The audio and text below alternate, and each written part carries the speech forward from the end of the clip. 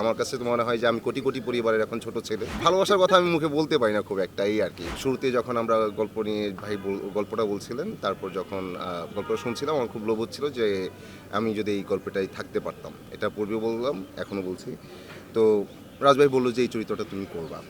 তো আবার ভাবছিলাম বসে বসে, যেহেতু গল্পটা রাজ ভাই আমাকে বলছে, অবশ্যই আমাকে শোনাচ্ছে, যেহেতু হয়তো আমাকে নিয়ে তার প্ল্যান আছে আর কি। তো তারপর খুশি হলাম। তারপর রাজভাই বললো 3 মাস পর এটা শ্যুট শুরু হবে। তারপর ভাই বললো যে 3 মাস পর না, আরও পরে শুরু হবে। এবং উনি গল্পটা একদম শুরু থেকে শেষ পর্যন্ত মানে একদম গুছালেন, তারপর শুরু করলেন। এবং এই যে আমরা এতগুলো মানুষ 7 মাস শ্যুট করলাম, তো একটা পরিবারের মধ্যে দীর্ঘদিন ছিলাম। সবার মধ্যে অনেক কথা, অনেক হাসি আনন্দ, অনেক স্মৃতি, এগুলোই আসলে এক্সপিরিয়েন্স। এবং এই টোটালটা আসলে এই টোটাল জার্নিটাকে অনেক চমৎকারভাবে একদম ম্যাজিশিয়ানের মতো আসলে লিড দিছেন রাজ ভাই। এবং গল্পটাকেও, এটা বিশাল গল্প, বাট এই পুরো গল্পটাই একটা জার্নি, একটা ইমোশনাল জার্নি, একটা মানে থ্রিলিং ড্রামা। মানে এই যে পরিবারের প্রতিটা সিকোয়েন্সে যে ক্রাইসিস, এই ক্রাইসিসের এই থ্রিলটা জার্নিতে আসলে দর্শক ছিল। এজ এ দর্শক আমিও আসলে এইভাবে আটকে ছিলাম। আমি আমার কাজ দেখি, তো এই কাজটা আমি দর্শক হিসেবে যখন দেখছি, তখন আমার কাছে আমিও নানা জায়গায় ইমোশনাল হয়ে যাচ্ছিলাম। সো এটা সব মিলে একটা বিচিত্র অভিজ্ঞতা আর কি এই কাজে।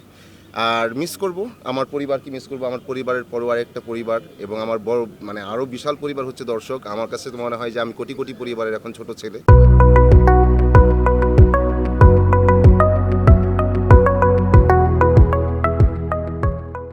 সামির, তো আমার নাম অনেকে জানে না, বাট সামিরটা জানে এই কাজের মধ্য দিয়ে। এটা বিশাল প্রাপ্তি।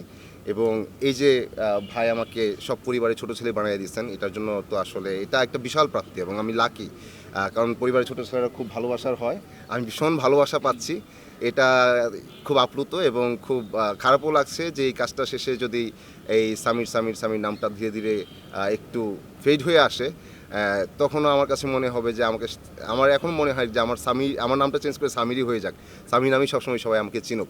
এবং এই কাজটা আমার মনে হয় যে অনেক প্রজন্মের কাছে পৌঁছে গেছে, বাসার বাচ্চারা থেকে শুরু করে বাবা মা ভাই বোন আমাদের এজের যারা আছে, এবং আমার যারা আছেন বাবা মায়ের বয়সের, সবাই দেখেন। সো সবার কাছে আমরা পৌঁছে গেছি।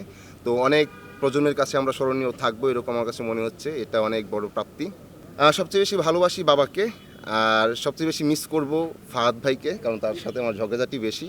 আর মেরিন তো আমার সাথেই, আমি আর কাকে ভালোবাসি? এটা বলো। এটা কি প্রশ্ন করতে হয়? ভালোবাসার কথা আমি মুখে বলতে পারি না খুব একটা, এই আর কি। যেমন আমি রাজ ভাইকে অনেক বেশি ভালোবাসি, এটা আমি বলতে পারি না, তো বলে ফেললাম আর কি কৌশলে রাজ ভাই। এবং এই রাজ ভাইয়ের লিডারশিপে আসলে আমি মুগ্ধ। এবং উনি এই সব কয়টা চরিত্রকে এবং এই গল্পটাকে, এবং আপনারা তো সবাই গল্পটা দেখতেছেন, এটা অনেক টাফ একটা কাজ, অনেক টাফ কাজ। এবং 7 মাস উনি আমাদেরকে এমন চমৎকার ওনার লিডারশিপে আমাদের আসলে বোধ করে রাখছেন এবং মেনটেন করে গেছেন, এবং আমাদের যেই ফ্রিডমটা দিয়েছেন এই কাজের ক্ষেত্রে। এবং ওনার অবজারভেশন পাওয়ারের কথা যদি বলি, যে আমরা যেভাবে কথা বলছি এ করছি, তো আমাদের মধ্যে বন্ডিংটা কেমন, সেটাও অনেক জায়গায় নাটকে আসলে ইউজ হচ্ছে। কারণ ওটা নোটিস করে উনি বলছেন যে ব্যাপারটা এরকমই থাকবে। সো আমরা একদম পরিবারের মতো ছিলাম, এটা রাজভাইয়ের নেতৃত্বে। এবং রাজভাই যত চমৎকার একটা গল্প আমাদের উপহার দিচ্ছেন, এবং নানা প্রজন্মের কাছে সামনে এই গল্পটা নিয়ে কথা হবে, এবং তার সাথে আমাদের নিয়েও কথা হবে। তার জন্য রাজভাই আপনাকে স্যালুট।